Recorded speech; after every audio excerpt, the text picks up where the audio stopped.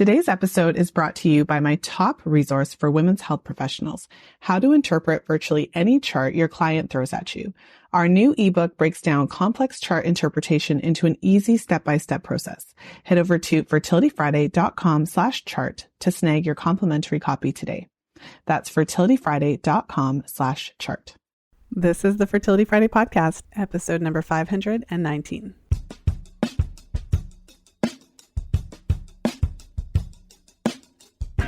Today I'm sharing a brand new episode with Michelle Oravitz, and we talk about how to optimize fertility in a different way. We're looking at the importance of letting go, addressing the impact of stress on fertility, and really this missing piece for so many women when you've done virtually everything else. As a fertility awareness educator for many years, one of the things that you can see reliably on a woman's menstrual cycle chart is the impact that stress has, whether that's acute stress and we're seeing ovulation be delayed or the luteal phase shorten, premenstrual spotting, low progesterone, or a variety of specific issues in a particular cycle related to the stress that occurred that time, or whether we're seeing the ongoing effects of chronic stress, often by a pattern of low hormone production and a variety of other symptoms. And so in today's episode, we focus on this important piece of the fertility puzzle. And so before we jump into the interview, let me share a little bit about Michelle. Michelle Oravitz is an acupuncturist specializing in fertility health. She found her love in Chinese medicine after it helped her through her own menstrual cycle challenges. And this inspired her to change her career from architecture to acupuncture. Michelle is the host of a top-rated podcast called the Wholesome Fertility Podcast. She has been on a mission to help women get pregnant through her one-on-one work at her acupuncture clinic as well as online. And she recently authored a new book, The Way of Fertility, which dives deep into the energetics of fertility through the lens of ancient wisdom. Michelle believes that our bodies are hardwired to procreate, and by connecting to our inherent wisdom, we can awaken our natural reproductive vitality. So without further ado, let's go ahead and jump into today's episode.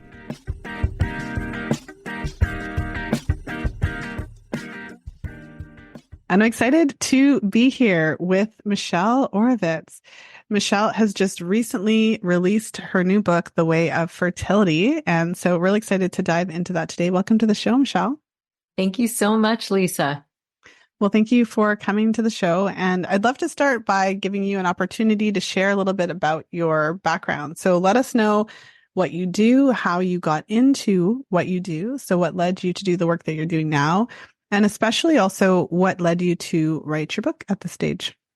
Yes, thank you for having me. And so my background, as I started out really as a patient of acupuncture, and it's changed my life. And pretty much like the story of so many women, I had irregular periods, was given the birth control pill, and that was like the solution to my irregular periods. Never felt aligned. I was like, wait, what? Like, this doesn't really seem like an actual solution. So I was like, what happens if I get off? Like, aren't you going to fix this? And he's like, no, if you get off, it's going to be back to what it is now. I'm like, okay. So it never made sense to me. And this is like at age 17. So for many years, just continued on with like a very irregular pattern of cycle. And then also, I pattern in general because it influenced my circadian rhythm, or maybe the circadian rhythm influenced that. And I had very probably undiagnosed PCOS because I look back, I had hair loss, I had like acne, I had certain hormonal like issues and certain hair growth too. And also irregular periods. I don't know if I had polycystic ovaries. So it was kind of because I never really did an ultrasound, but like definitely was very irregular for many years. And then the only thing that was a real solid solution for me was when I found an acupuncturist, and that with the herbs completely regulated my cycle. I was an architect at the time, very stressful job, New York City, like completely different world, like different life in corporate America. And I remember at the time, actually, I happened to really like my job because I like the people, but I wasn't crazy about the work that I was doing. And I felt really called to doing natural medicine. It was something that I was always interested in. So I eventually decided to go back to school. Started with Ayurveda and felt like I wanted to do something a little bit more in depth. And of course, acupuncture was what really changed things for me. So that was always kind of like my end goal if I had when I had time. And when my kids got old enough and they went to elementary school and I was able to like fit it in, I went to school while they were in school. And then I got my degree and opened my practice in 2016 and pretty much have been doing acupuncture, Chinese medicine in specializing in fertility and love fertility health, love working with women. It's just something that I've always been called to do. And that's it. And that's pretty much my story in a nutshell. So interesting that you started out in architecture, very different field. I think it's actually really common. I've heard so many stories like that where you kind of start out in one field and then whatever draws you into this type of work.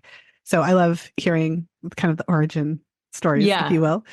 Well, and so what inspired you then to write your book, The Way of Fertility? What inspired you to write your book now?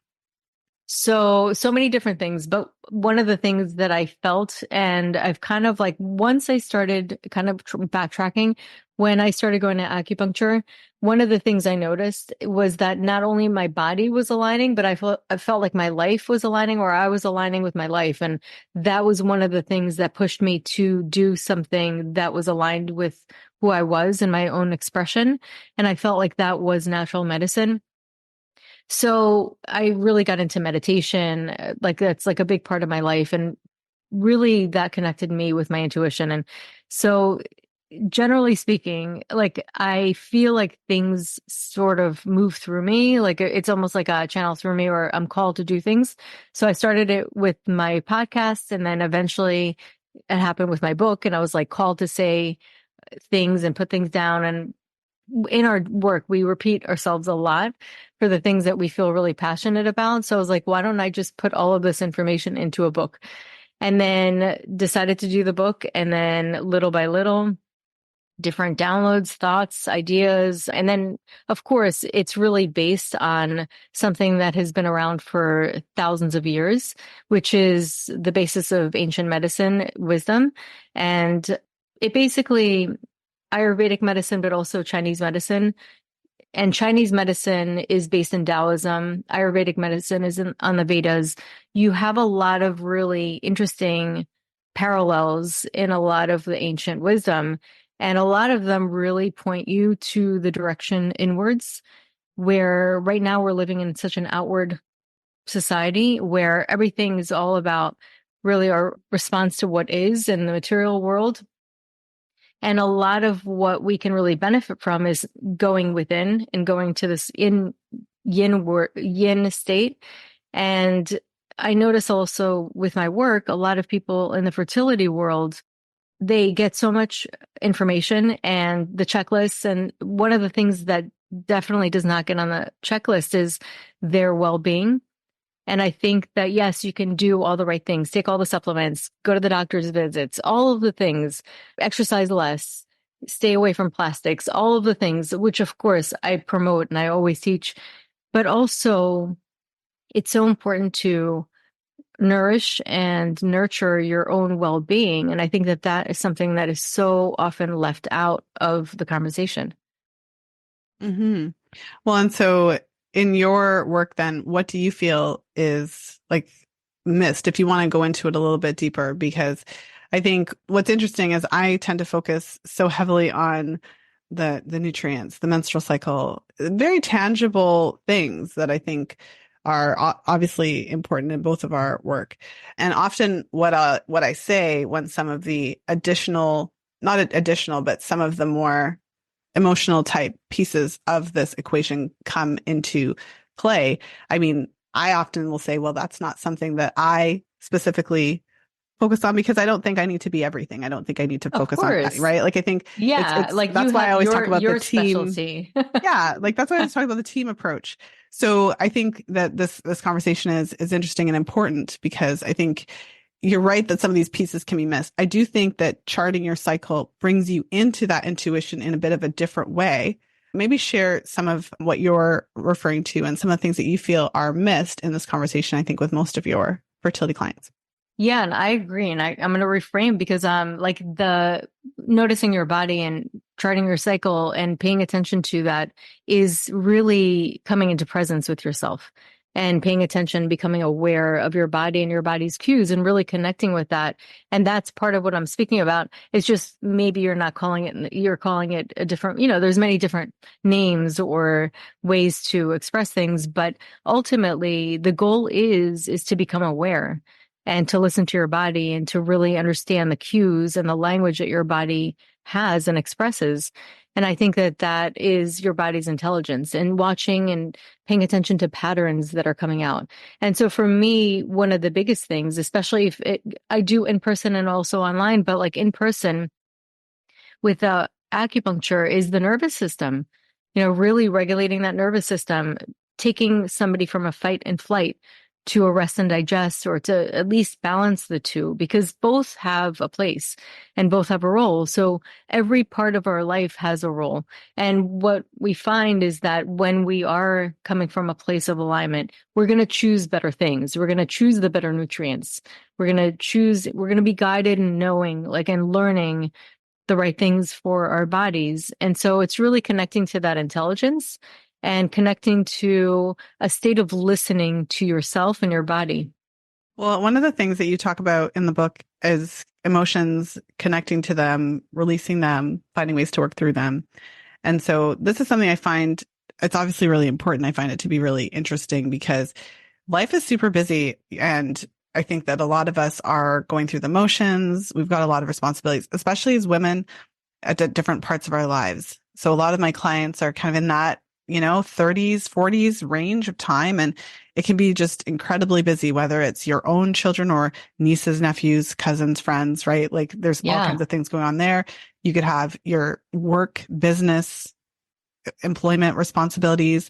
Many women are doing like you did, additional studying to achieve whatever goal. So, and then maybe you have a relationship, right? You also have those, you may have older parents, you might have, right? So I just feel like there's a certain age where a lot of our respective clients fall, where there's a lot of responsibilities, a lot of things. Yeah. And a lot of things are also happening personally. And there might have been things that happened in the past that you've never really addressed that could play into what your fertility journey is going to experience, whether it was previous losses that you had or previous relationships or a variety of things. So maybe share, and this is, like I said, these are some of the things that can come up in certain ways with charting. So I feel like with the charting, some of these things are addressed in different ways in the sense, but in a more practical sense, because if you're under a lot of stress, charting is a huge mirror on that, even if you didn't think it would come into play. But some of these deeper type of emotions are things that that's just not part of my typical strategy to go into that. Yeah. Those are things that I might refer to if you see Right. some of those things, right? Refer to somebody. So maybe share, because I thought it was really interesting in the book how you kind of went through some of the very practical ways that we can work through some of those emotions, depending on what's going on in the background. Yes. So I talk about undigested emotions. I look at it almost like you're digesting something. And if you don't digest it, it's going to sit around and stagnate. And it's going to impact really the freedom and the liberation mentally that you are experiencing life. And so, because like you said, we're so busy. And there's this saying that if you have time to meditate, meditate for 20 minutes. If you don't have time to meditate, meditate for an hour. And I'll tell you why. Like I've been a meditator, a long time meditator, and I know it from the inside out just because I know what it's done for my life and how it's impacted me. And I can tell you when you get your mind to be in a state of coherence, and actually there's like science behind it, really the heart brain coherence, something called Heart Math Institute, where they measure coherence. And there's a beautiful relationship between the heart and the brain. And they do interact. And when they're incoherent, it creates a state of disharmony or stress. Like stress can create incoherence and coherence can create stress, anxiety. And when they are in coherence, you have more of mental clarity and you feel really good, positive about life. You connect with people better. And your coherence can also impact the people around you, believe it or not. That's another cool thing. So it's really all energy. So when you're allowing yourself to experience the emotions and lean into them, and allow them to move through rather than fighting them, ultimately you're actually going to get more liberated. You're going to get what you really want, because when we don't want to feel our feelings, we just want freedom from them. But when we shut them down and don't let them just digest, move through, then we're keeping them in place. We're really kind of constricting and allowing that stagnation. And this all really ties into a lot of what Chinese medicine talks about, has been talked about for thousands of years, which is our organs, our overall energy and chi, vitality can stagnate due to emotions.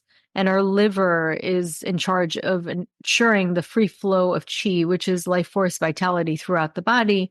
And when we feel constricted, constantly constricting, and we've all felt that. We know, like, I think almost everybody knows what I'm talking about. When you're feeling really stressed, you constrict your body. You feel tight.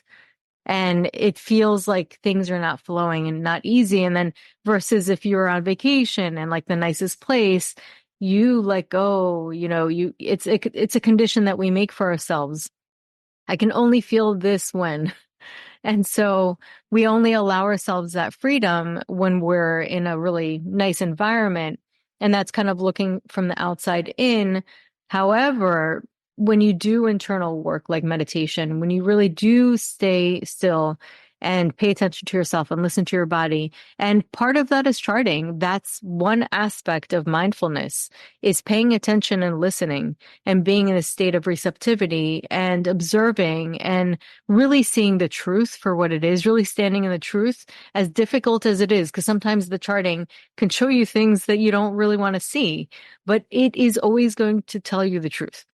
And so when you're sitting there in that truth and that light, allowing things to process, then you're going to feel those feelings that you might have shut down for a while. So it might be uncomfortable at first. And just allowing yourself to go through that. Once the energy moves and flows through, you do feel liberated.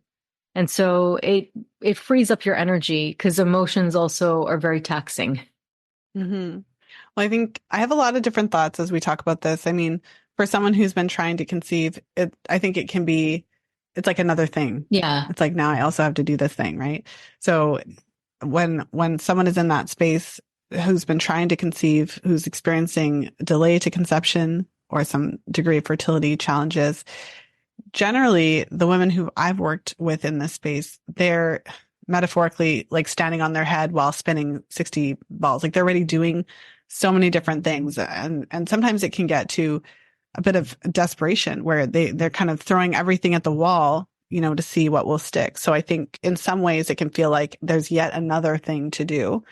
And in other ways, I can see the benefit in taking a step back. So It's actually taking a step back to kind of evaluate what's going on. And so from my perspective, then from the charting, I'm curious to know your thoughts on this. I mean, when it comes to stress, there's no question that stress has a negative impact on the menstrual cycle and arguably also on fertility.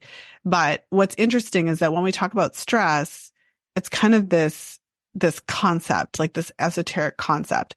And sometimes I feel the need to kind of break it down more specifically, because if a person is experiencing an acute stressor, so something stressful one time that happens, or if a person is experiencing a chronic stressor, I would say fertility challenges are a chronic stressor. It's something that is going on and on, similar to, like if you're having a bad situation at work, or if you're not in alignment with what you do, like in your example where you really loved your work environment, but you didn't necessarily love what you actually did.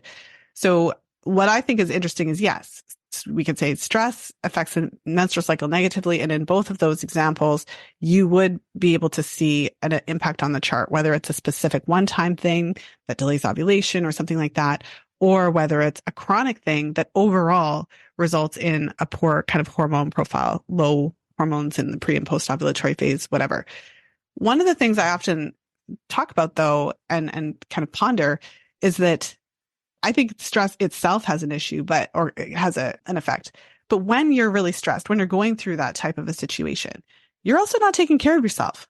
Mm-hmm. So I think it compounds. Yeah. So I think we have the actual hormonal impact of stress in general, but also if something really difficult happens, you're going through a chronic stressor, chances are you might be skipping some of those meals or things that might not happen. So I'm curious as to your thoughts on that, because I feel like we could talk about, like, I think that the energetic perspective makes a big difference, but I also think that when you do take a step back, you kind of reevaluate, and then you kind of reassess, that in of itself lends itself to getting back to some of those important habits and, figuring things out so that overall it's better. I don't know. Yes. What are your thoughts on that? Yeah, no, well, I'll tell you, I mean, basically you are programmed, hardwired to know how to get back into balance. That's just it. And so that's why things like, and I'm using meditation as one example, that's why doing things and getting back to the basics and getting quiet and connecting with that intelligence, that higher intelligence that really runs your body.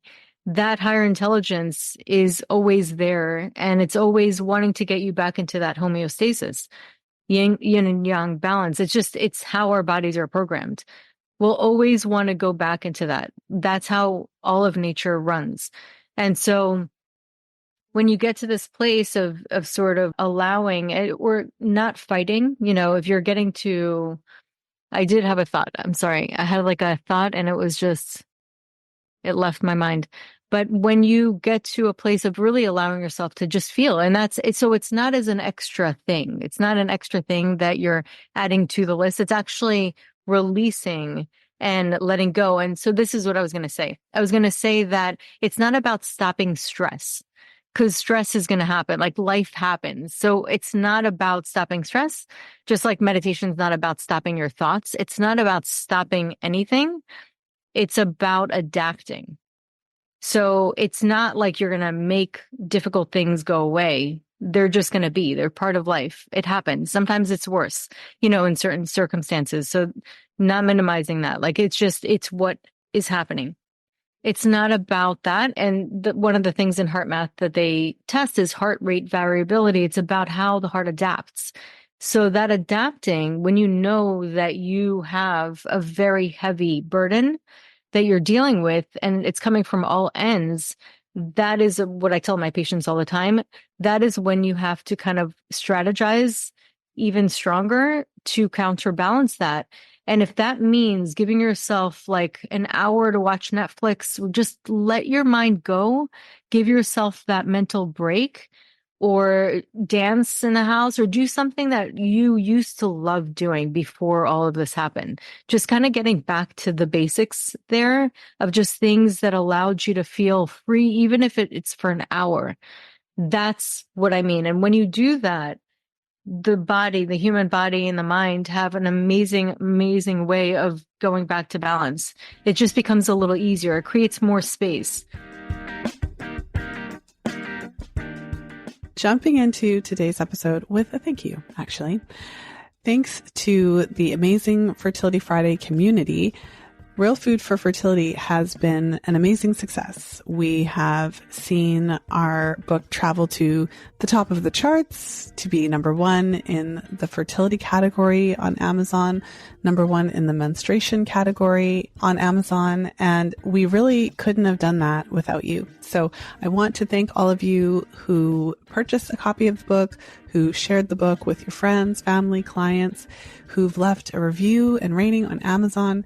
And I also wanted to let you know that one of the best ways that you can support our writing, whether it be our newest book, Real Food for Fertility, or my first book, The Fifth Vital Sign, if you've read and if you enjoyed the book, one of the most helpful things you can do is actually leave a review on Amazon. I mean, if you think about, if for those of you who shop on Amazon, if you're anything like me, one of the first things that I do when I'm looking at whether it's a new book or a product item, whatever it is I go straight to the reviews and see what other people are saying about it. So your review could help somebody who's been trying to conceive and needs this information, or who's been struggling with menstrual cycle issues and sees your review and realizes that this book could be something that could help them. So I just want to thank all of you for your support thus far. If you haven't grabbed your copy yet, of course, you can find our books on Amazon.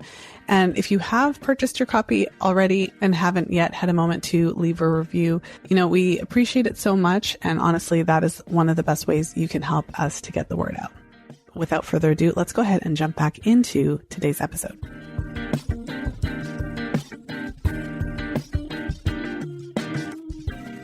Does that make sense? It does, yeah. And it's interesting because it's a very simple concept, right? Like it's not it's not complicated, it's not scientific, it's logical.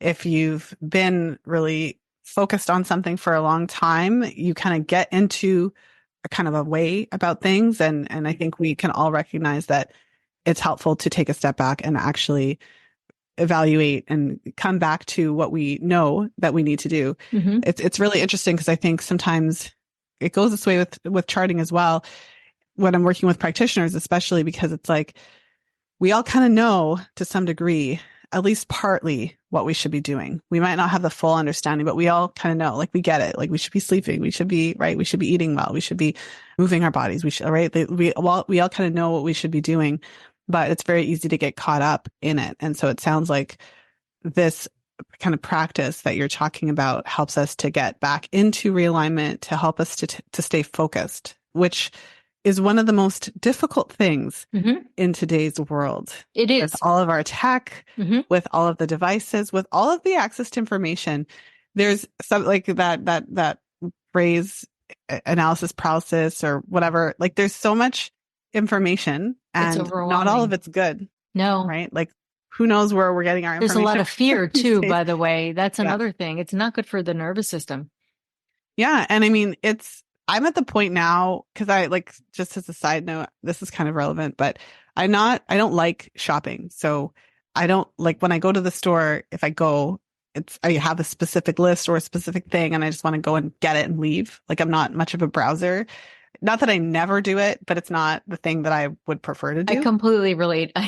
So if I need something and I go and there's like 10 options, that is like worse than if there was two. Right. Because then I have to like all of the things. I don't know if this exactly ties in, but I have a question around that, which one of the things you also speak about is intuition. And on that line of being in a distracted world with so many options and so many different things and always kind of being on the go, I think that there's always something pulling you here and there. And so that's one of the reasons we don't necessarily have the time we need to actually take a step back, kind of evaluate and try to figure things out, sit quietly, right? And kind of sort ourselves out.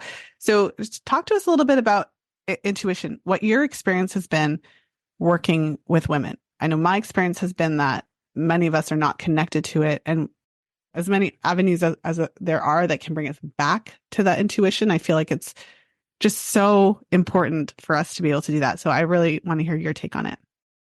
So basically, our intuition is a gift. It really is something that we have. And I've seen actually things change throughout the years. And I've had patients, can you hear me? Because you're frozen. You can hear me. Okay. So I've had patients that have had doctors tell them that one of them, I tell the story a lot because it's mind-boggling and fascinating at the same time. Mind-boggling that there was two different doctors from two different countries that told her that she was very low on her reserve. And one of them said, you're approaching menopause. You look like you're approaching menopause based on your numbers. The other one said, I'm not going to be able to do a cycle on you unless you choose an egg donor. Two different doctors from two different countries that were like the best of the best. She came to me and she also had a nodule on her thyroid. She came to me. This woman was so in tune with her intuition, but she not only was in tune, she also was like, I'm not doing anything that's not in alignment with this. And she came to me and actually only came to me for 2 weeks. And then I had to shut down for COVID. We continued online and she was doing herbs, pressure points. I was giving her, doing like an online course, whatever, like all the different things that we can do. Bless you. All the things that we could do that we're not obviously able to do face to face. And she at one point calls me and she's like, listen, I don't know if it's the herbs, but my period's messed up. I'm late on my period. It was a negative pregnancy test. I don't know what's going on. Maybe I am approaching menopause. Let this not be the case. She's like starting to hear like almost the voice of the doctor in her mind. And that does come up. And I do want to bring that up because sometimes even if you're so in tune with your intuition, even though you are willing to make that bet on yourself, you still have those thoughts creep up. And that's part of like everything. It's just part of like the process. And so she, ended up taking another test, negative, another test. And what's crazy is yesterday was April Fool's. It was April 1st. I said, humor me, just get another test. She bought another test at CVS and it, sure enough, is positive. And it was on April 1st. And she told her husband thought she was like pranking him because they've been trying to conceive for a while. So she, not only had a healthy first baby, like full term pregnancy, they tried to convince her that she couldn't make it full term and that she needed to do a C-section or schedule an induction because of her age, all of the things. And she did not do it. Now, I'm not giving medical advice, just for anybody who's listening. You have to listen to your doctors too, but like also knowing your body as well. And so she ended up having a full-term birth, and quickly after it got pregnant again. Now she has 2 healthy kids. And so, this is just one example of a woman that was like, I'm listening to my intuition. She felt that intuition. She felt that calling. She really listened to it and she allowed it to move her in the direction. And sometimes doing so can feel like you're taking a risk. And because it's something that you cannot predict and it doesn't look like your past, and the future that you're hoping for is so different from your past. And also you're hearing so many different voices tell you otherwise. And it was the same thing with me. And we've had this conversation before when I went to the doctor and he gave me the birth control pill. So it's like really listening to your body. And what's really interesting is my husband's an ER doctor, and he tells me that sometimes he'll have people, there's nothing that he knows from his perspective that would point that they would need a certain test, but they are adamant. So at that point, he's like, okay, like when they're that adamant, I'm like, let's do it. And sure enough, many times it comes out that there's something that needed to be uncovered that had no other logical explanation to point them in that direction. So the intuition is really there to protect us, because if you look at animals and how they survive in the wild and how they know to eat certain foods and certain plants when they're sick, they will know what to do. How do they know that? How does cells know what to do? Like, it doesn't just exist in our own body and our own parts. It's got to go out into the universe. This intelligence that runs our bodies also runs us. So getting in tune with that, it's a huge asset. And then I think that a lot of times, because it seems so abstract, although there are some studies now that are actually pointing towards the direction or evidence that we do have an intuition and that there is an intelligence that's way more than we thought. But if we wait to see a study and like proof in order to use it, I just think it's silly because it's anecdotal. We know based on our own life that we've had moments where we knew something to be true, and then our logical minds went and we overrided it, and then we regretted it. So I think we've all had those. Mm-hmm. Well, I was going to say something similar to that. So I really appreciate that example. It's so common and so important. And what a great example of somebody who wasn't discouraged by what their doctor was saying, but chose to kind of carve their own path. And I mean, sure, it's tricky territory because we have you our can't medical, say. but you can, you can. So you have your medical, well, I can. So you have your medical professionals. I think that the most important thing is to recognize what their strengths are, because I think the challenge in our culture isn't that we don't respect doctors. Obviously we do. Yeah. It's that we think that they know everything. And that is in my opinion, that is the issue. So while we do want to respect the educated opinion of our healthcare professionals, I think it's helpful to think about what lane they're in and what their specialization is. So what are their strengths? What did they go to school for? What do they know how to do? Because that's why we're going to them. So when you have a medical doctor who's kind of going outside of that and giving all of this other opinion, really, because nobody can tell you whether or not you're going to be able to get pregnant naturally. I mean, unless you literally like don't have a uterus, right? Like, you know what I'm saying? Totally. So these are some of the things. So that's like a side note. I've done a few episodes, which maybe I'll link on, because I don't know that was the case, but I've done a couple episodes on this AMH issue, where if a woman is showing a low AMH number or low fertility ovarian reserve parameters on her blood work, doctors will make these broad claims at her ability to conceive naturally when ironically those tests don't predict natural conception. They actually, that's just not what they do. So there's And women that actually, have there's studies on that. And I'm sure undetectable they never even looked AMH. at those studies because Yeah. there are studies that show that that's the case, that it's not something that predicts Oh, your yeah. ability to And it's conceive. not like, I always stress this too. It's not like it's like a couple random studies. It's pretty much like I don't like to use the word consensus, but when you read enough research, if you were to read meta-analyses on AMH and what it's used for, what it's most effective at doing, it's consistent. So it's not, anyway. So that's like a side note. I'm not going to go fully down that rabbit hole, but back to the intuition piece. I think that, what I found as well is always back to the charting. Whatever it is that helps women to be confident in whatever it is that they're feeling. Because like you said, I think all of us, at least when you get to a certain age, all of us have had at least one, probably many experiences where you had that gut feeling something was off, or you were suspicious of something, or someone said something to you and you were kind of unsure, but you went against that feeling and it didn't turn out good, And so this is a thing where we have to get back to actually listening and paying attention to those feelings. And it's most difficult when you're in front of a medical health credentialed professional with the things on the walls, with all the right, like the hundreds of thousands of dollars worth of diplomas and all the things. Yep. It's hard. And It it's is. hard when someone's putting you down. Even worse when they're telling you, oh no, that couldn't possibly help. Diet has nothing to do with this, or whatever it is. And so maybe share with us then. I think we've already talked about this, but just even if you want to deepen more into that, how do we help women to connect more with their intuition? How do we stop ourselves in the moment?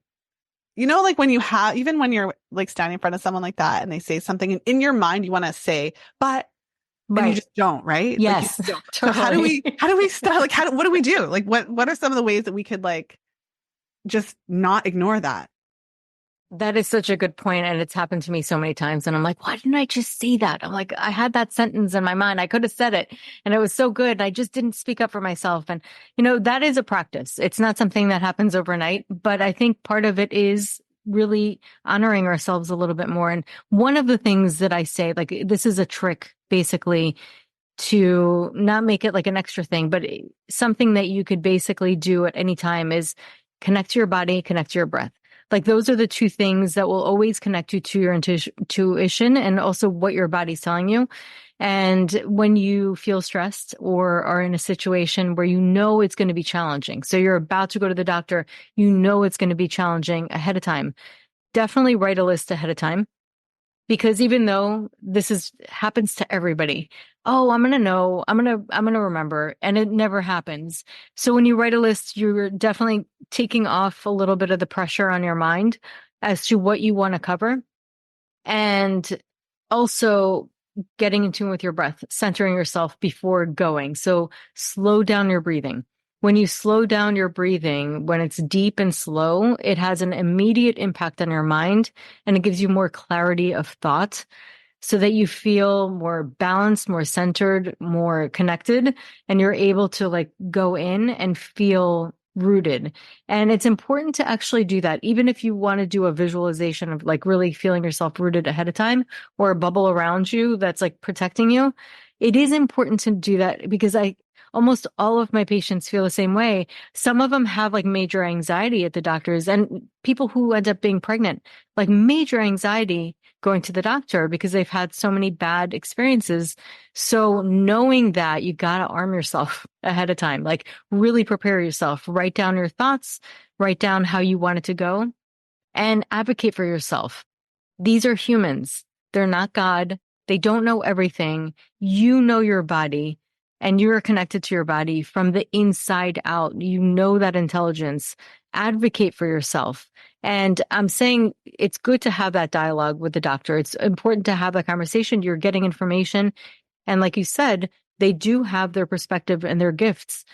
However, you also are a team a part of this. Well, you're the head of the team. So it's important for you to really anchor into that and advocate for yourself and ask the questions and don't let anybody intimidate you.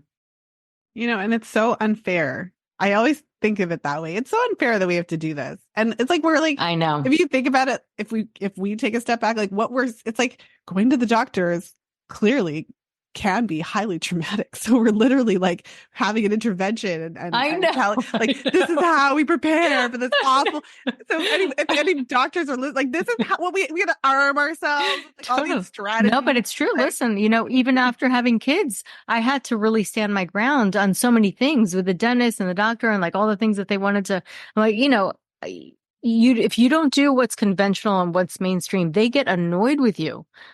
And with your kids too. And I'm like, no, yeah. It's ridiculous. Yeah. And if you have even questions outside of, or things that you would like to do, or if they have a strong suggestion and you don't want to do it, or even if you want to wait and think about it, all of a sudden your nice, friendly mission can turn into, yeah. So I always say, like, it's unfair. It shouldn't be this way. We shouldn't have to kind of arm ourselves to have these interactions and things like that. And those types of interactions make it difficult for us to trust our intuition. So the only thing I would add to what you say is, or that you said, is also don't feel pressured to make decisions right there. Yeah. And that can also be helpful as well, because it's hard. It's hard to draw on your intuition when you're literally told that you have to, have a surgery tomorrow. Like, it's hard. Oh, totally. And unless like your breast is falling off right now, or I mean, my silly jokes always, but like, unless it's like really huge, I'm getting a visual of that. Right? Like, unless, like, literally, like, there's few things, if you think about it, when you're at a doctor's office, there's few things that literally require you to have a surgery tomorrow. So unless it's kind of like that, there's this like bleeding neck analogy, like, you know what I mean? Like, unless it's a terrible analogy stick, but unless you're at that stage, I think it's just useful to remember. And so part of that preparation could also be that you remind yourself, I don't have to actually fill any medications today, accept any new prescriptions. I don't have to do any procedures today. And if anything is recommended, if I do have a concern and I'm concerned about XYZ, I can use the phone a friend option. I can take somebody with me. Sometimes it's helpful if you are particularly nervous about doctor's appointments or often feel really stressed out about it, to bring a friend, sister, cousin, friend, partner, with you there, or have them on speed dial. Even if you're calling no one, like, I'm going to call my so-and-so and whatever. So anyways, just those are all thoughts, because when I think about how do we get back to our intuition, it's kind of like we have to get through the noise and the clutter. We have to get through the emotions and the fear and the things that can arise, especially when we're in these situations. And especially when you're dealing with fertility challenges, your emotions are already elevated. Like, you're kind of already on alert. And that doesn't lend itself to trust. Like, it doesn't lend itself easily to trusting your intuition when your emotions are already kind of on alert. Oh, totally. And a lot of times I tell people, listen, you're going to go to an IVF doctor. Guess what? They're going to try to sell IVF. It's just what they do. It's what they see. It's how they perceive fertility many times. I mean, sometimes they'll do Clomid and other things, but a lot of times that is how they perceive it. It's their perspective and their method of treatments. So it's good to know that ahead of time.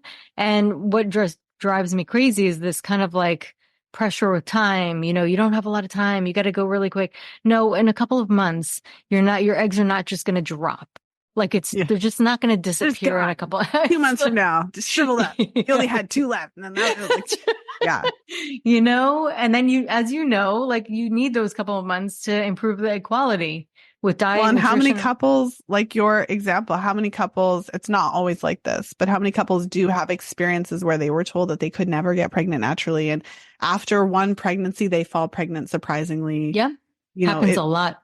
So yeah. So I think, I feel like the message is clear for the listeners. We got to get back to trusting our intuition. And as we start wrapping up today's call, I feel like we've covered so much ground. Maybe share with us whether it's your top takeaways or what you would most want our listeners to know, like, to equip them if they are facing fertility challenges and they feel like they've tried everything. to nurture yourself. Like it's okay to nurture ourselves. I feel like it's so interesting because it feels weird for people, that concept. They don't know where to start. And they think that it's just like it's a bizarre, like, what does that mean? Nurture myself. What does that mean? Love myself. It feels foreign and it shouldn't. And that's like my message. It shouldn't feel foreign to mother yourself in order to, mother another being, like really to mother yourself, because that is really what would help you the most right now. Getting to that place of self-love and giving yourself that grace and doing things for yourself that make you feel good, or taking that time or creating those boundaries or whatever it is that just takes the edge off. It's important to get back to that. And self-love. I mean, yes, tell yourself you love yourself. Tell your ovaries you love them. Like, it's okay. It does have energy. So it's not this kind of woo-woo thing. And now people are starting to see that even visualizations can make an impact physiologically. So sending that love and really making that intentional goes a long way, longer than you would initially imagine. Well, I don't remember the name of the researcher who did the water test. So they look at water under a microscope, and if you say cuss words and all kinds of screw you are. Masaru Emoto. Oh yes, thank you. I can't spell that, so I'm gonna have to look that up, like off the cuff. It's Japanese, right? But it's so interesting because there's pictures of the water. Like you can look at the water. If you cuss at the water, then the water is all messed up, and it visually doesn't look appealing. And then if you tell the water that you love the water and things like that's why people say to talk to your plants, right? But if you tell the water you love the water. If you look at the water, it has all these beautiful structured shapes. You can't make this stuff up. Truth is stranger than fiction, honestly. Yes, it's true. So there is truth to that. How you talk to things. It's, I that is one of the most fascinating scientific experiments, I think, today. So I actually should look it up, and I should then learn how to pronounce the gentleman's name so I can bring it up properly. It's okay. It happened to me a couple of times because it's just a different language, different name. Yeah. You're like, what? I got to write it phonetically, like I did with your name before we started the call. All right. Well, thank you so much, Michelle. This has been so much fun. Please tell us where we can go to find out more information about you, your book, your podcast, your work, and if anyone is local and they're wanting to work with you in person. Oh, thank you, Lisa. So my name is Michelle Oravitz. My michelleoravitz.com would be where you can find me. And you can pretty much find my Instagram, which is at The Wholesome Lotus Fertility, or my podcast, The Wholesome Fertility Podcast. And then the book is on michelleoravitz.com/The Way of Fertility. Wonderful. Well, we will make sure to link all of those places. Thank you again for being here, and congratulations on your new book. Wishing you all the best. Oh, thank you, Lisa. Thank you so much. It was great talking to you. Thank you for listening. If you enjoyed today's show, please share it with a friend. You'll find the show notes page for today's episode over at fertilityfriday.com/519. I hope that you enjoyed today's episode with Michelle. I feel like we really delved into this topic, and it's such an important one. What I've observed is that stress filters into our life in a variety of different ways, whether it's direct or indirect, whether it's the direct hormone imbalances that occur as a result of the stress itself, or the secondary effects. When you're stressed, you're not eating well, you're not exercising, you're not taking care of yourself, and you're not sleeping very well. And when all of these important pieces suffer as a result of stress, it can make a significant negative impact on our hormone health, on our fertility, and so much more. And then the last thing that we need is additional stress of thinking about how the stress is negatively affecting us. So it's so important to be able to take some time to take a step back, to evaluate what's happening, to be able to plan and really find your way out of it. It can be impossibly difficult when you're already facing the intense demands associated with fertility challenges. But it's something that we definitely need to look at so that we can cover as many of those bases as possible when you're preparing for your fertility journey. So with that said, I hope you have a wonderful weekend whenever you're tuning into the show. And of course, as always, until next time, be well and happy charting. And that's a wrap. If you're loving the podcast, then I know you'll love our Fertility Awareness Mastery Mentorship Program. It's a 9-month immersive experience that will completely transform the way you work with clients, allowing you not only to teach fertility awareness to your clients, but to use the menstrual cycle as a vital sign and diagnostic tool in your women's health practice. Head over to fertilityfriday.com/famlive to join the waiting list and be the first to know when registration opens up again. There's no program like this offered anywhere. Transform your practice in 9 months. Again, that's fertilityfriday.com/FAMMLIVE.